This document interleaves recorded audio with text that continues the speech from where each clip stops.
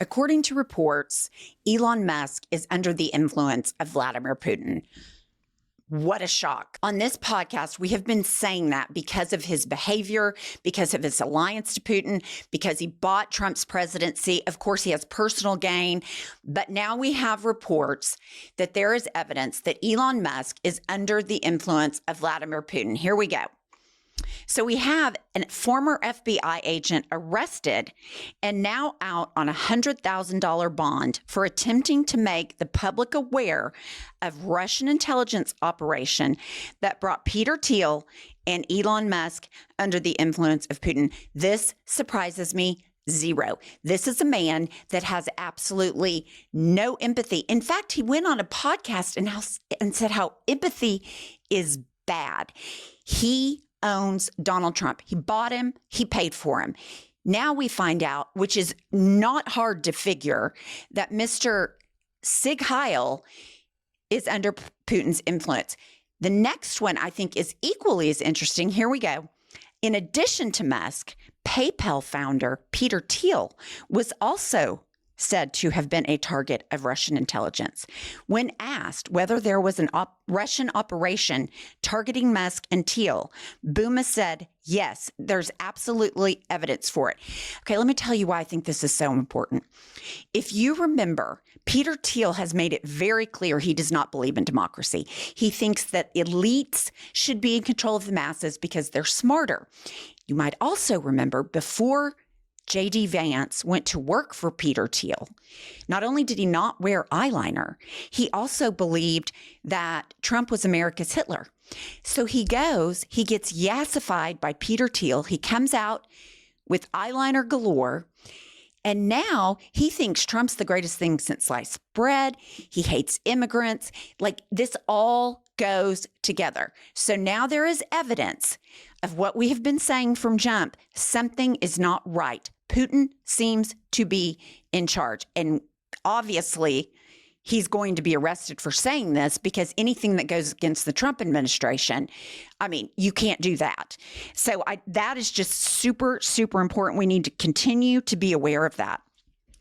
And while Elon Musk is destroying the federal government and crazier than a shithouse rat on his social media network, we have Marjorie Taylor Greene that says, Elon, hold my beer. Now, Marjorie Taylor Greene wants Derek Chauvin, who we saw a video of, killing a black man. This is what she posts. I strongly support Derek Chauvin being pardoned and released from prison. George Floyd died of a drug overdose. That is a lie. That is a lie that has been disproven and disproven and disproven. But when you're Marjorie Taylor Greene, you don't give a shit about facts, because what you want is you want white people to be released and black people to be less than. You want black people to go to jail for things that white people would never even be looked at for. This is so gross. And we have seen Trump pardon criminal after criminal that support him, stormed the Capitol for him, that have spread his election lies. That's who he's releasing from jail. Would it surprise anybody that a white cop that killed a black man on video would get a pardon from Donald Trump, who is the most racist president in the history of the United States? No, it wouldn't. It's gross. He was mad about Black Lives Matter when it happened. He would love nothing more. So we will see if crazy ass Marjorie Taylor Greene gets what she wants. But the fact that a sitting member of Congress, and we know Jewish space laser, she's in QAnon, all the things, but this is so particularly vile because we saw it. Everybody saw it. There was a video of a man dying because a white cop put his knee on that man's neck. And now she's trying to rewrite history in favor of the white cop, and it is gross. And the only person that can gross me out worse than Marjorie Taylor Greene is the hypocrite Mike Johnson. Mike Johnson stands and lies and is such a hypocrite. He has his lips plastered on Trump's ass. He doesn't give a shit about his constituents. He doesn't give a shit about democracy. He doesn't give a shit about the American people. All he cares about is Trump. and putting his lips square on his ass. So I want to play you this clip and we'll talk about it afterwards. You were very critical of President Biden and his family's foreign business dealings. You supported an impeachment inquiry as a result of it.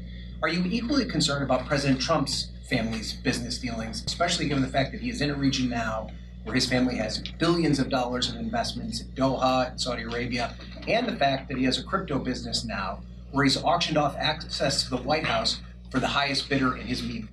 Look, there are authorities that police executive branch ethics rules. I'm not an expert in that. My expertise is here in the House. Okay, I will say that the reason many people refer to the Bidens as the Biden crime family is because they were doing all this stuff behind curtains, but in the back rooms. They were trying to conceal it, and they repeatedly lied about it, and they set up shell companies, and the family was all engaged in getting all on the dole. Whatever the President Trump is doing is out in the open. They're not trying to conceal anything. Okay, here's the deal. Number one, you never had any evidence that Biden was the Biden crime family. There was never any evidence. And Jim Comer tried for years. We talked about Hunter Biden's laptop.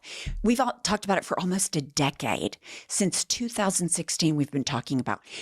Nobody has been charged with taking money for influence in Biden's family.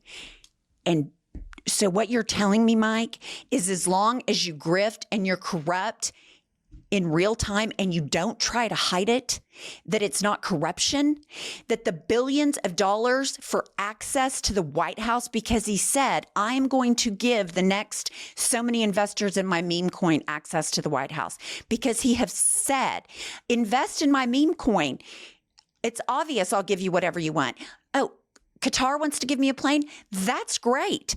He is corrupt, and you trying to jazz it up and make it look like it's nothing is gross. It is a violation of everybody's intelligence.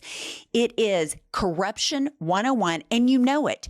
And for you to sit there and act like the Biden crime family, that there has never been any evidence of a crime, despite years of inquiries by Congress to try to find it. You can't find it.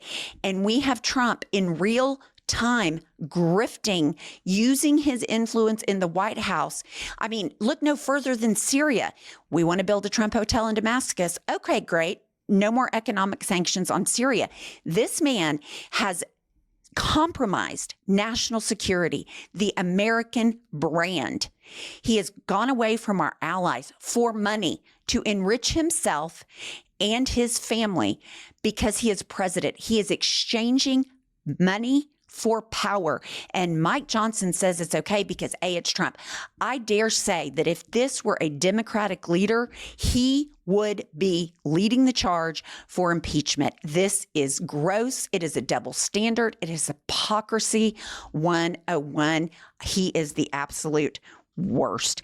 And then, of all the things, talking about Putin, there are supposed to be peace talks in Turkey between Ukraine and Russia. Now, I remind you that Trump, because he conducts domestic policy on Truth Social, has said several times, Vladimir, stop. You better not do it. You need to stop. He's a dipshit. Putin knows he's a dipshit.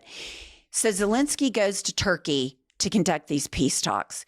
Of course, Vladimir Putin's like, fuck it. I'm not going, because he doesn't want peace. He doesn't want peace. So, but here's the deal. Trump thinks it's a prom date. Here, let's listen to what he said. Jennifer, go ahead. Mr. President, no Putin's interest. No Putin's interest. You're disappointed by that? No, I didn't anticipate. I actually said, why would he go if I'm not going? Because I wasn't going to go. I wasn't planning to go. I would go, but I wasn't planning to go. And I said, I don't think he's going to go if I don't go. And that turned out to be right. But we have people there. Marco, as you know, is doing a fantastic job. Marco's there, Secretary of State, and we have people there. But I didn't think it was possible for Putin to go if I'm not there. Jennifer? Okay, here's the deal. Number one, if you don't think it's possible that Putin would go and conduct these peace talks in person, if you didn't go, then why didn't you go? I mean, you're over there just getting money hand over fist from Middle Eastern countries. Why don't you go try to restore peace in Ukraine? You promised it within 24 hours during your campaign. But here's the deal. He thinks he and Putin are boyfriend, girlfriend. He thinks they're like buddy. So it's like, you know, when you're in high school, well, if you're not going to go, well, then I'm not going to go. Is Trump that mentally challenged? Is he that emotionally immature that this is how he conducts peace talks? And the answer to those questions, of course, is yes, because he thinks that he and Vladimir Putin are dating, and Vladimir Putin would not want to go anywhere that Donald Trump is not there. I mean, y'all, this is embarrassing. He is an embarrassment. I know that Vladimir Putin is knee slapping. What a complete fucking bozo this man is. Vladimir, stop. On Truth Social, give me a break. Vladimir Putin is a former KGB agent. I mean, it's just ridiculous. Then one other thing I wanted to point out, as we've been talking about all the corruption, we have Tulsi Gabbard, who, as you know, Trump is trying to deport people under the Alien Enemies Act. Okay, which is not happening because you can only declare it in wartime. So an intelligence group wrote an assessment because Trump declared that he needed the Alien Enemies Act because of these Venezuelan gang members. The director of national intelligence fired top officials weeks after their group authored an assessment contradicting President Donald Trump legal rationale, which was the Aliens Enemies Act, for deporting alleged Venezuelan gang members.